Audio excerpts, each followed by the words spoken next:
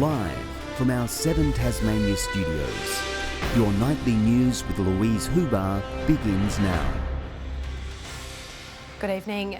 Widespread flooding is impacting much of the state's north and northwest, with record-breaking rains and rising waters forcing hundreds to flee their homes. As we go to air tonight, 2 emergency orders to evacuate remain in place for the Meander River from Meander to Carrick and the Mersey River from Laena to Latrobe. From the air, the scale of the flooding can be seen. Much of Deloraine has been inundated, the town's football club submerged by water. These shots were taken at Hadsburn this morning, where residents were last night told to seek shelter. And over Hobblers Bridge late this afternoon, it's clear this emergency is far from over. McKenna Bailey begins our coverage for tonight. Ferocious floods impacting the state, the devastation displacing our most vulnerable. This morning I saw a homeless guy and he said he woke up floating in his tent, and he said that's long gone. Launceston locals flocking to the floods this morning to witness the worst of the damage. Hobblers Bridge at Newstead unrecognisable, the netball courts underwater. It's just crazy how high the water level is down here.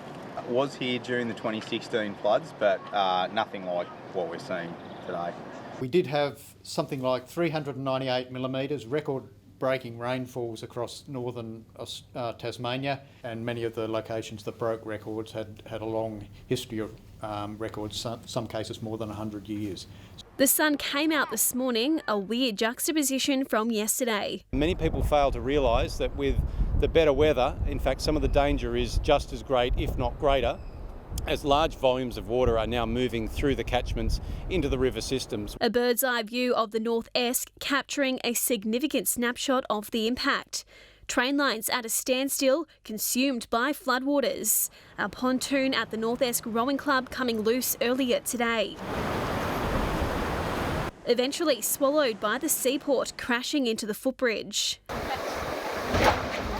Oh my God. The Trevelyan Dam spilling over, also drawing a crowd. We came up here last night and there was no water overflowing, and I'm a bit worried. In Hadsburn, parks turned into pools, a sign of the times as Norwood also went under. Animals moved to higher ground and caravan campers on the water's edge. We need to be as vigilant as ever, and we're urging people, please don't be complacent. The critical message, if it's flooded, forget it. Do not be tempted to enter floodwaters at all. It's a dynamic situation with respect to the flooding, so community should stay up to date with the latest forecasts and warnings. And for those impacted, jointly funded disaster assistance has been made available. It's been awarded to those people who have been made or have to leave home and can't go back in 17 local government areas. The rain is set to ease, but as the water catches up in river catchments, difficult days are still ahead. McKenna Bailey, 7 Tasmania News. And our reporter McKenna Bailey is at Launceston Seaport now. Good evening, McKenna. What can we expect in the next 24 hours? Lou, the rain has begun to ease here today. However, the Weather Bureau says floodwaters will continue to pose a threat for some time, taking several days before subsiding. Right now, there's major flood warnings in place for the Meander, North Esk and South Esk rivers. But some warnings are being wound back. In the last hour, the Macquarie River dropped to a moderate level. There are also warnings in place for the Derwent, Mersey and Forth rivers. Authorities say it's a dynamic situation, with residents told to keep up to date with the latest information on TasAlert. Lou? Thanks for that, McKenna. Certainly good advice. Evacuees in Deloraine have described water lapping at their feet as they rushed to safety. Lifelong locals say it's the worst flooding they've ever seen, with the deluge swallowing the town's landmarks. What's usually a fun place for families is now very much out of bounds. Train Park, as locals call it, lies underwater. So too, homes nearby nearly vanishing under the deluge as the Meander rose to eye-watering levels. I've been here for 31 years and I've seen some big floods, but this is the biggest. A bridge built over the water was at risk of being destroyed by it. Even more ironic, the shed for filling sandbags yesterday was washed out as well. Wildlife struggled through sheer exhaustion. The toll on people also showed. A family escaped this home when the water crept inside. Scary, especially going to sleep and waking up with that much water under your feet. Heartbreak too for the Deloraine Football Club. Its club rooms, rebuilt after the 2016 downpour, were once again awash. 2016 was at 3.7 metres.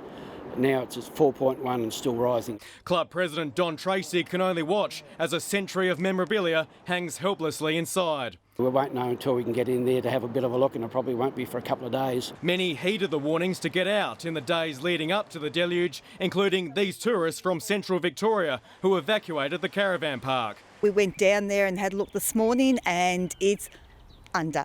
She's not exaggerating. The blocks tomorrow, when they go down, the water, they'll be just full of silt like this.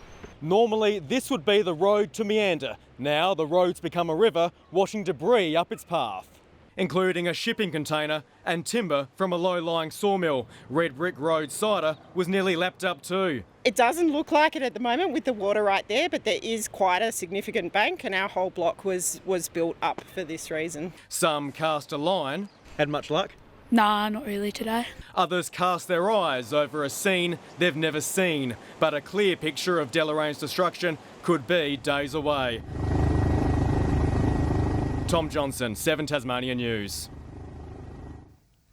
Meanwhile, power transmission towers in the north of the state have been hit by a landslide triggered by flash flooding. Tas Networks is working to resolve the issue near Powattina, which has left some structures out of service. 10,000 customers were without power overnight. The primary issue is access. The ground conditions are very poor. We haven't been able to get on the ground there. We've just had some helicopter survey done, but we can see the damage is significant. Power has since been restored to some. The situation is being monitored. Turning to the day's other news now, and there's been another road tragedy after a teenager died on the Midland Highway overnight. His passenger, critically injured, left fighting for life in the Royal Hobart Hospital. It's Tasmania's second fatal crash in less than a week, bringing the road toll to 44.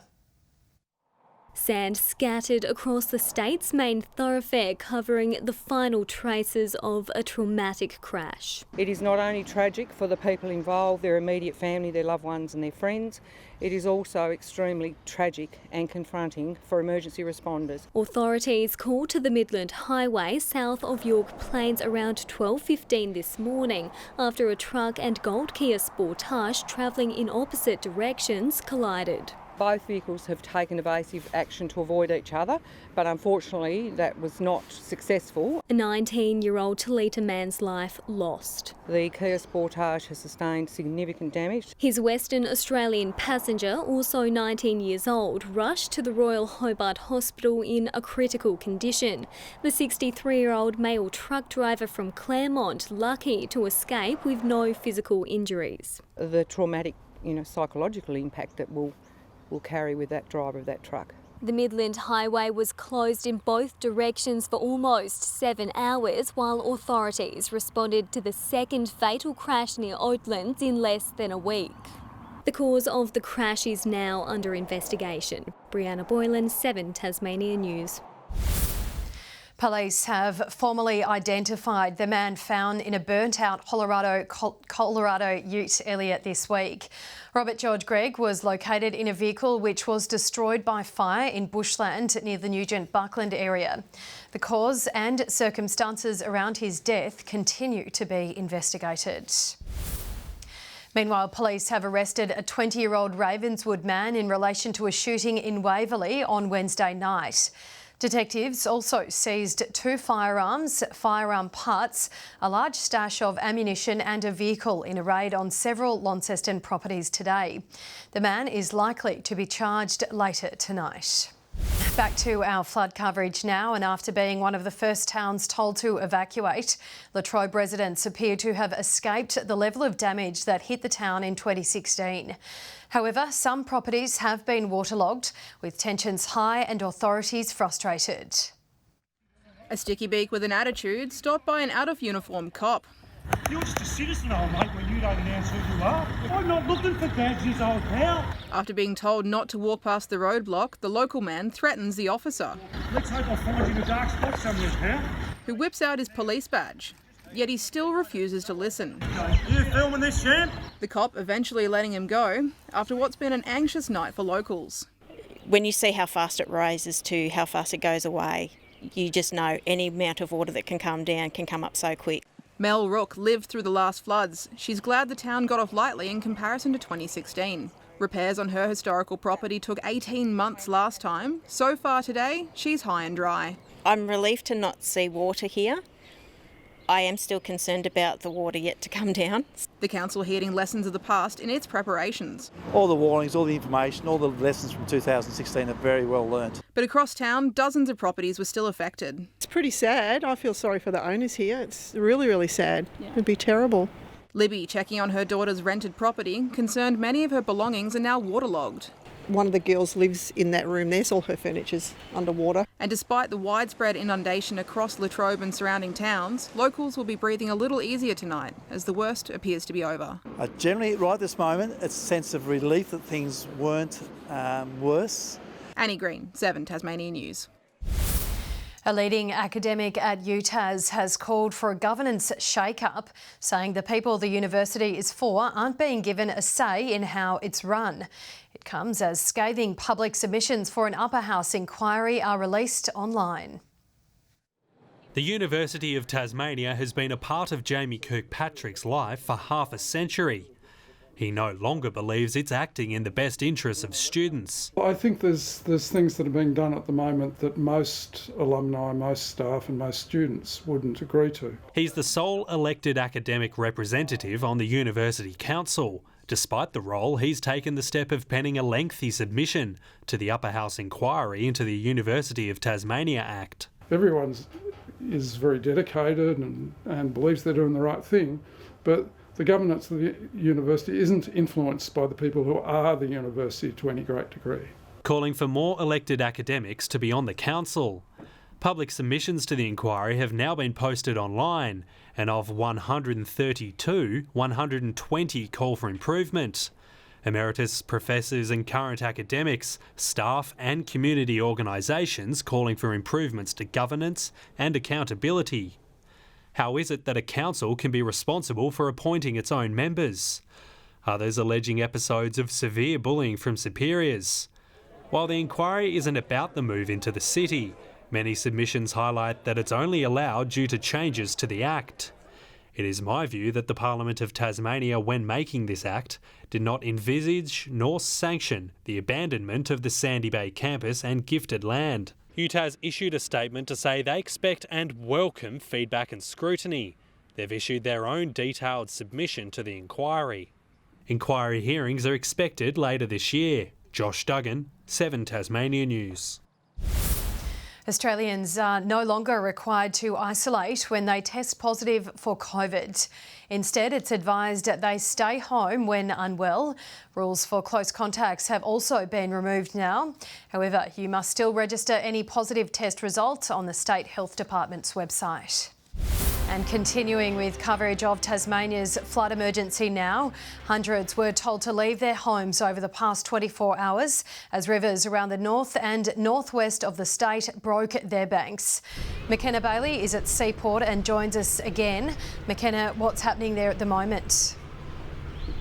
Lou, the floodwaters in Launceston are rising. Conditions are being monitored and nearby residents are urged to keep up to date. The circus tent just across from me is starting to be impacted, but there is no damage.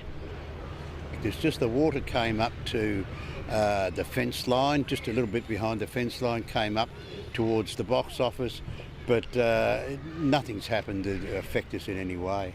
And we're happy the show goes on. Meanwhile, it was a long night of door knocking for SES crews as they alerted families to the threat of rapidly rising floodwaters. In Launceston, some 70 residents were forced to leave their homes, with an emergency warning still in place for the Hart Street area in Newstead. Deloraine residents woke to their town inundated by water, the local footy club almost completely submerged. In the northwest, the Mersey continues to threaten, while owners of the Wings Wildlife Park are turning their attention to the clean-up after a torrent of water devastated the much-loved business.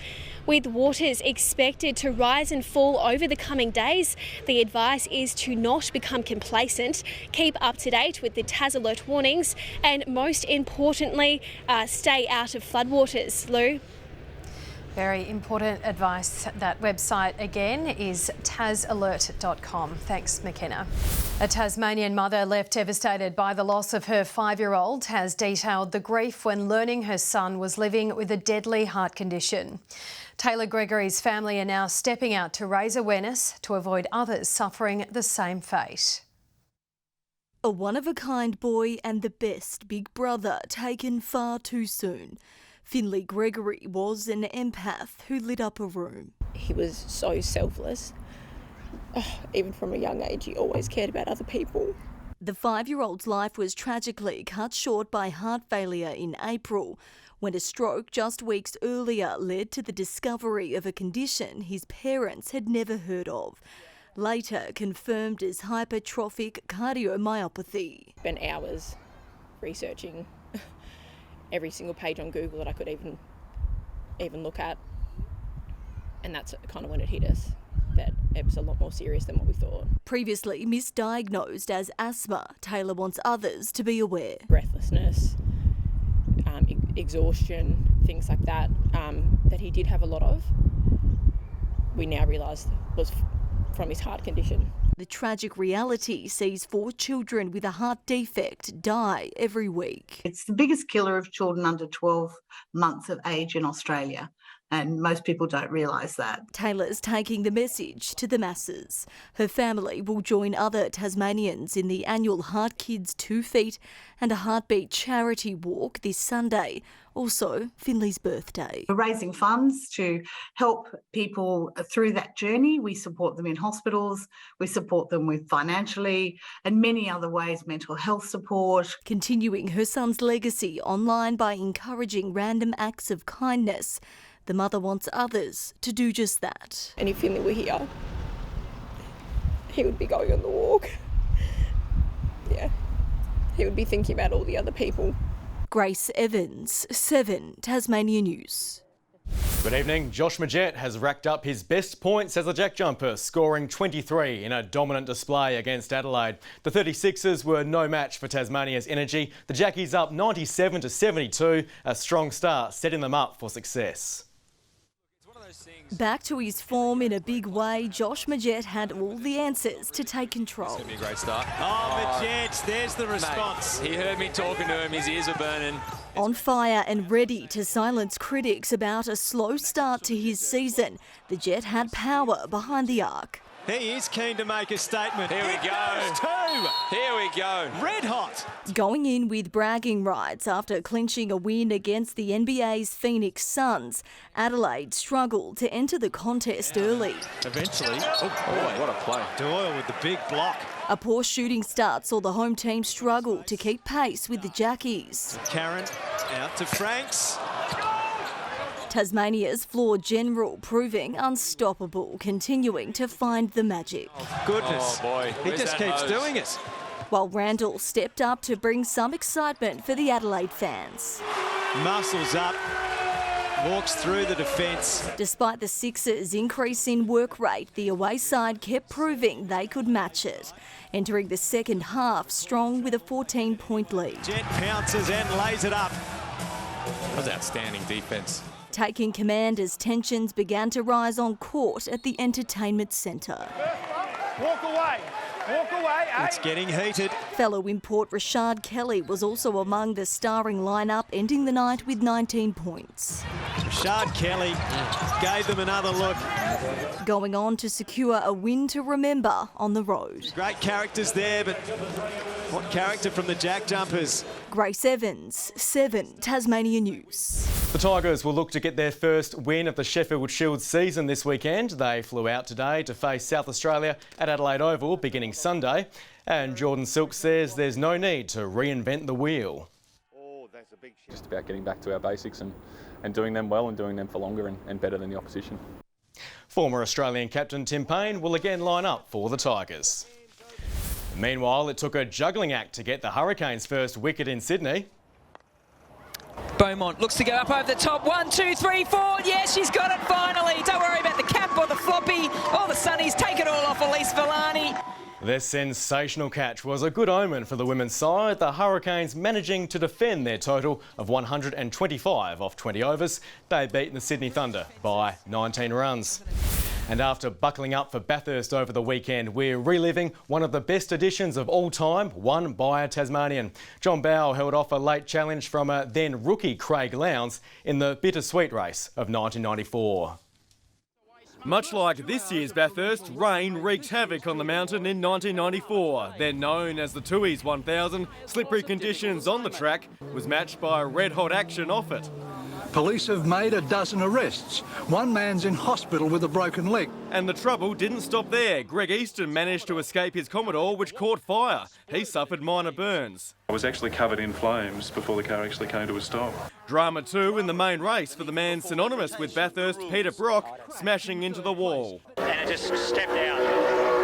It just swiped in so fast, it was incredible. It set up an epic battle between Devonport's John Bowe, sitting in for veteran Dick Johnson, and rookie Craig Lowndes, then a Holden driver, alongside Brad Jones. Bowe managed to win by 5.7 seconds, the first Ford Falcon victory since 1981. Talking to Southern Cross pre-race, Bowe knew he had a good car. I'm happy with the way the car's working. We've got a very nice package and it'll be a difficult race to win, but, you know, with a bit of luck we might do it. Tragically, the race was overshadowed by the death of Don Watson, killed driving his Commodore down Conrod Straight. Peter Brock was trailing close behind. So the car really, the whole car raised up above all the dust around it.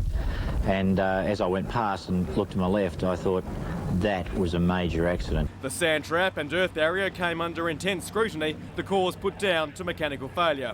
But nothing could take away Bowe's win, his second on the famous mountain. Good evening. 16 across Hobart, Launceston and Burnie. Today, Devonport 14. 18 was the state's top about Smithton and Ouse. Flinders Island 16 and 10 in Lyweenie. On the close-up, convective cloud can be seen over most of Tasmania. Further out, an active cloud band extends from the Northern Territory to the Tasman Sea. Tomorrow, several troughs lie over WA and Queensland with another near Tasmania. West to northwesterly winds tomorrow, 15 to 25 knots, swells up to 3 metres in the west and south and up to 1 metre in the north. A strong wind warning is current for the central north, Banks Strait, Franklin Sound, Flinders Island, the east coast and the west coast. A major flood warning for the Macquarie, Meander, North Esk and South Esk rivers. Moderate flood warnings for the Mersey and River Derwent. A minor flood warning for the Forth River and a flood watch for the northwest, north and northeast catchments. Tomorrow's forecast now: afternoon showers in Hobart, showers in Maydena, Oatlands 13. In the north, Launceston a shower or two, 16 in Devonport, showers in Lyweenie.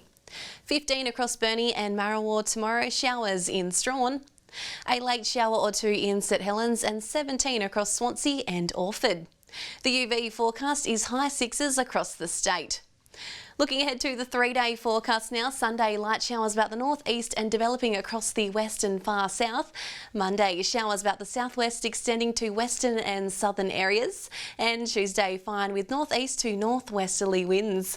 Capital cities, 23 and sunny in Perth tomorrow. Adelaide, partly cloudy and mostly sunny in Sydney. And currently Hobart, partly cloudy and 13. Launceston, mostly sunny, and Devonport, mostly sunny and 14. That's all in weather, Lou. All right, thanks, Jackie. And before we leave you tonight, back to Tasmania's flooding situation, where the emergency warnings for the Hart Street area at Newstead and the Mersey have been downgraded. A flood emergency warning has been issued for Deloraine to Carrick and surrounds. Evacuation centres, if you need them, are open across the state and are expected to remain that way for days. To keep up to date, visit the Tas Alert website. And that's all your news for now. I'll see you later on for updates. But for now, stay safe. Good night.